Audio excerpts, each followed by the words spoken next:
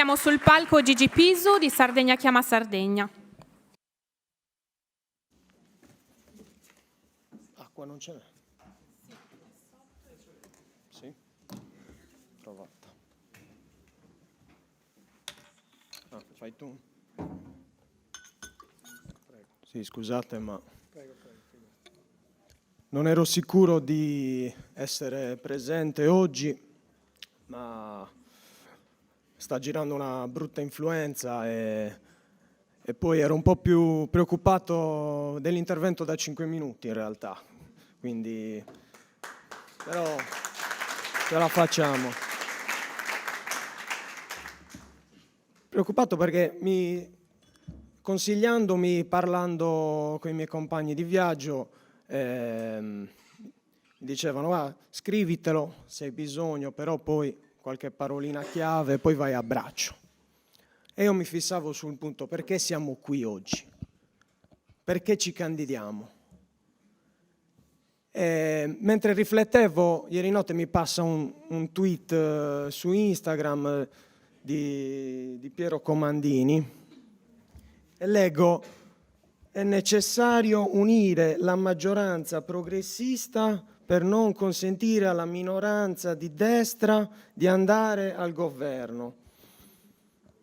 Questi continuano ancora a fare somme ipotetiche e non hanno capito che qua la mia generazione sta finalmente prendendosi lo spazio per andare a governare la Sardegna oggi tutti insieme, e lo fa con una chiamata all'azione, una chiamata che va oltre i confini della Sardegna, per chi è qui, che è rimasto qui, perché vuole vivere qui, e per chi invece si è sentito allontanato da una politica clientelare che ormai ha imperversato da destra a sinistra tutti gli schieramenti e non ha dato risposte ai sardi. E oggi noi vogliamo rappresentare i sardi. Danilo Lampis, il mio portavoce, mi ha detto di stare calmo, quindi mi ha detto parla di lavoro, forse è meglio, parliamo di lavoro, anche perché il 2024 per noi sarà un anno in cui avvieremo finalmente un coinvolgimento delle parti sociali. Andiamo a formare finalmente un nuovo congresso del popolo sardo, in cui la Regione dovrà dare direttive e azioni concrete per l'ammodernamento del tessuto produttivo sardo e delle filiere produttive,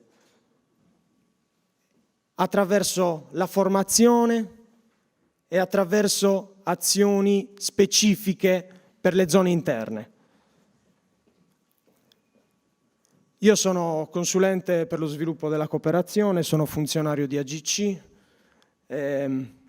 Qualche settimana fa ero a Nuoro per un incontro associativo e ho parlato con diverse cooperative e un oleificio in particolare del nuorese mi dice che non ci sono più frantoiani. I frantoiani sono quelli che lavorano negli oleifici, un settore particolarmente strategico oggi che con la crisi climatica, il prezzo dell'olio, la Spagna ad esempio, perché noi dipendiamo giustamente dalla Spagna per ogni cosa, il prezzo è salito, quindi anche quell'olio originario dell'Unione Europea, noi lo paghiamo quanto l'olio nostrano. Però il settore produttivo non è pronto, ma la regione dov'è? Non è possibile che non ci siano figure strategiche come questa. Dobbiamo tornare a investire sulla formazione, garantendo un equo stipendio a chi decide di intraprendere una carriera lavorativa che lo porta a stare in Sardegna, finalmente. E lo dobbiamo fare con un fondo che si affianchi anche ai fondi interprofessionali che già esistono e che noi cerchiamo di promuovere tra le imprese, ma dobbiamo aiutare sia le piccole imprese che hanno costi elevati, sia i lavoratori, non stagisti, tirocinanti e quant'altro, lavoratori.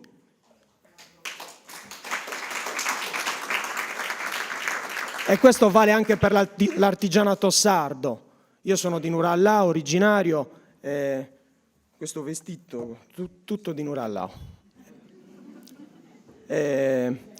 Anche a Nurallao noi abbiamo il tasso di disoccupazione più alto non solo di tutto il Sarcidano, quindi già il Sarcidano è una zona ambita per altri progetti, ma non per il suo sviluppo interno tradizionale.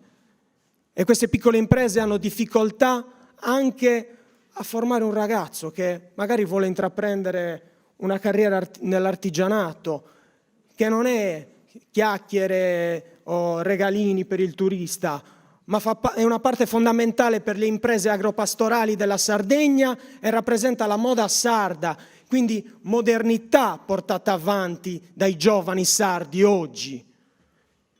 E quindi questo fondo deve garantire anche questo, la rinascita dei piccoli centri con lavoro di qualità.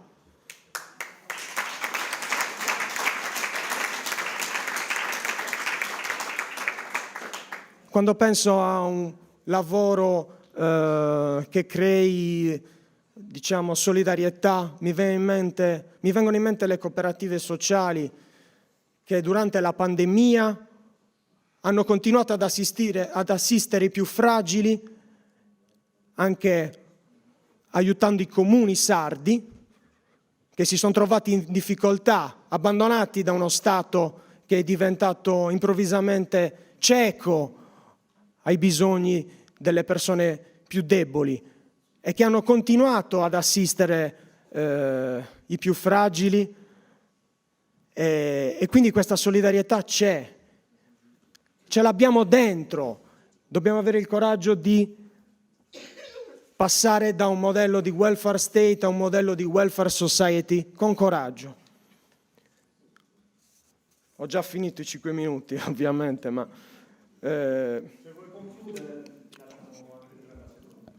concludo passando agli un altro punto importante. Noi dobbiamo avere istituzioni rapide e funzionali ai cambiamenti mondiali che ci stanno capitando. La Sardegna è inserita in un contesto internazionale, non siamo un posto illibato. Noi dobbiamo finalmente prendere il posto di una classe politica che ha dimostrato solamente di essere dalla parte di interessi di una piccola minoranza particolare e che non è assolutamente interessata a sviluppare complessivamente la Sardegna in tutti i suoi settori, parlando ad ogni cittadino. E noi l'abbiamo fatto con un anno di lavoro sul territorio. Siamo andati anche a dialogare con comandini e quelli. Abbiamo detto: guardate che abbiamo fatto un lavoro qua. Loro stavano pensando ad altro, loro erano immersi in un temporeggiare e poi uscire subito con il loro nome, neanche il loro, e questo non è piaciuto a molti.